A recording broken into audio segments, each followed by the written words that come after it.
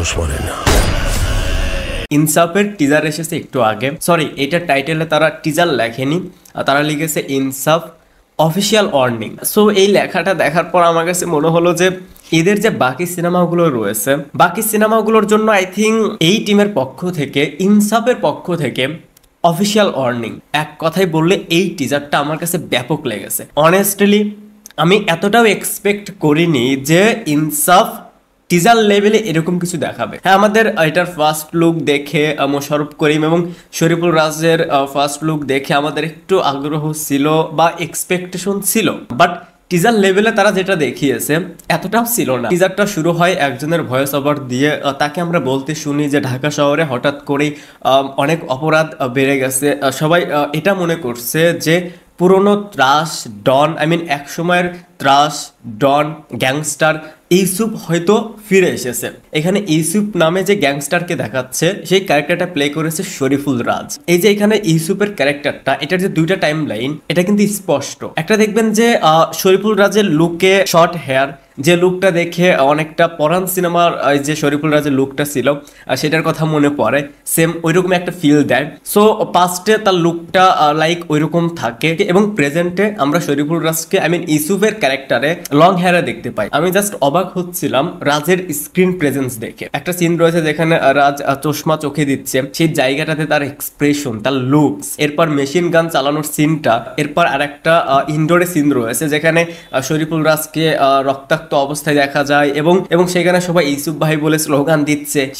সেই সিনটা commercial film, একটা পিওর মাস ফিল্ম, যে এলিমেন্ট থাকা দরকার টিজার লেভেলে, এক কথায় বললে এই টিজারে সেটার কোনো কমতি ছিল না। এখানে একটা জাস্টিসের কথা বলা হয়, সম্ভবত ফজলুর রহমান বাবুর যে ক্যারেক্টারটা, সম্ভবত এই ক্যারেক্টারটার বাবা, আই মিন রাজের বাবার চরিত্র অভিনয় করেছেন। এখানে রাজের একটা ডায়লগ রয়েছে, ডায়লগটা এরকম ছিল যে বাংলাদেশে জন্মগ্রহণ করেছে, ভালো কাজ করেছে, কিন্তু এর পরেও অসম্মানিত হয়নি, এরকম একটা লোক দেখান। এই বাবুর যে ক্যারেক্টারটা ফজলুর রহমান বাবু, ওনার সাথে হয়তো কিছু একটা হয়ে যায়, ওনার সাথে হয়তো বা কিছু ইনজাস্টিস হয়, তখনই হয়তো বা এই যে তার সাথে একটা ইনজাস্টিস হয়, সেটারই জাস্টিস বা ইনসাফ আমরা যেটাই বলি না কেন, এটার জন্য হয়তো এই ক্যারেক্টারের একটা বিরাট পরিবর্তন আসে। সেটা থেকে হয়তো সে লাইক ডন বা গ্যাংস্টার হয়ে ওঠে। পুরো টিজার লেভেলে গল্প সম্পর্কে খুব একটা আইডিয়া দেওয়া হয়নি, কোনো ধারণা দেওয়া হয়নি, যার কারণে এর থেকে বেশি কিছু বলা যাচ্ছে না। এরপরে তাসনিয়া ফারিনের ক্যারেক্টারটা রিভিল করা হয়, তাকে এখানে একজন পুলিশ অফিসারের ক্যারেক্টার দেখা যাচ্ছে,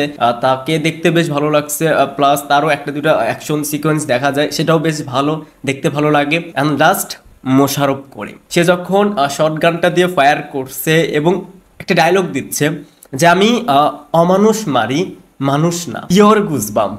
মোশাররফ করিমকে জাস্ট কয়েকটা সেকেন্ডের জন্যই রাখা হয়। সো তার যে লুকটা নিয়ে প্রথম দিকে একটু আমরা সমালোচনা করি যে দাড়িটা হয়তো একটু ফেক ফেক লাগতেছে, বাট এইখানে সেরকমটা বোঝা যাচ্ছে না, এটা কারণ তাকে দেখাচ্ছি কয়েক সেকেন্ডের জন্য, সো সেটা খুব একটা বেশি চোখে লাগছে না। পরবর্তীতে ট্রেলার দেখার পর এটা নিয়ে হয়তো কমেন্টস করা যাবে। এছাড়া পুরো টিজারে যতটুকু অ্যাকশন দেখায়, রাজকে যেভাবে প্রেজেন্ট করেছে একদম করা। দেখেন শুধু প্রেজেন্ট করলেই হবে না, তার ভিতরে সেই অরাটা থাকতে হবে, তার স্ক্রিন প্রেজেন্সে, তার লুকসে, তার বডি ল্যাঙ্গুয়েজে সেই অরাটা থাকতে হবে, যেটা রাজের রয়েছে। ভাই ওনাকে দেখলেই মনে হয় যে উনি যখন যে কাজটা করে সেটার প্রতি তার ডেডিকেশনটা 100% থাকে। দেখেন রাজ অনেক ভালো একজন অভিনেতা, সো ওনাকে যখন এরকম একটা পিওর কমার্শিয়াল ফিল্মে দেখা যাচ্ছে, সো এটা তো আরো এক্সাইটমেন্ট বাড়িয়ে দিচ্ছে। সেই সাথে রয়েছে মোশাররফ করিম। এখানে একটা সিনে মিশা সওদাগরকেও দেখানো হয়, যদিও তার ক্যারেক্টার সম্পর্কে খুব একটা আইডিয়া পাওয়া যায়নি। বললাম তো যে টিজার লেভেলে টিজারটা যেভাবে কাট করেছে সেখানে থেকে গল্প সম্পর্কে খুব একটা আইডিয়া পাওয়া যাচ্ছে না। সেইখানে আরও যে ক্যারেক্টারগুলো, সেই ক্যারেক্টারগুলো আদৌ কেমন সেটা সম্পর্কেও খুব একটা আইডিয়া পাওয়া যাচ্ছে না। বাট ওভারঅল টিজারটা কিন্তু ব্যাপক হয়েছে। তবে টিজারের একটা বা দুইটা বিষয় ভালো লাগেনি, সেটাও শেয়ার করা উচিত। যেমন কিছু ফ্রেম দেখতে সত্যি ভালো লাগে, আবার কিছু ফ্রেম যেটা চিপ লাগে, যেটা দেখে মনে হচ্ছিল বাজেট স্বল্পতা। এর সাথে বিজিএম যেটা আমার কাছে পার্সোনালি মনে হলো যে আরো একটু বেটার হতে পারতো। এই একটা দুইটা বিষয় বাদে কিন্তু এই পুরো টিজারটা আগুন হয়েছে। পারফেক্ট কিছু হয়েছে। তো এই ছিল আমার ওপিনিয়নে ইনসাফের টিজার। আমি তো বেশ এক্সাইটেড, টিজারটা আরো এক্সাইটমেন্ট বাড়িয়ে দিয়েছে। পরবর্তীতে এটা থেকে যখন গান ট্রেলার আসবে সেটা থেকে আমরা আরো কতটুকু জানতে পারি বা সেই কন্টেন্টগুলো আমাদেরকে কতটা সারপ্রাইজ করতে পারে। তো আপনাদের কাছে কেমন লেগেছে ইনসাফের টিজার বা অফিসিয়াল ওয়ার্নিং, সেটা অবশ্যই কমেন্টসে জানাবেন। ভিডিওটা দেখার জন্য অসংখ্য ধন্যবাদ। এই চ্যানেলে যদি আপনি প্রথমবারের মতন হয়ে থাকেন তাহলে প্লিজ সাবস্ক্রাইব। বাই।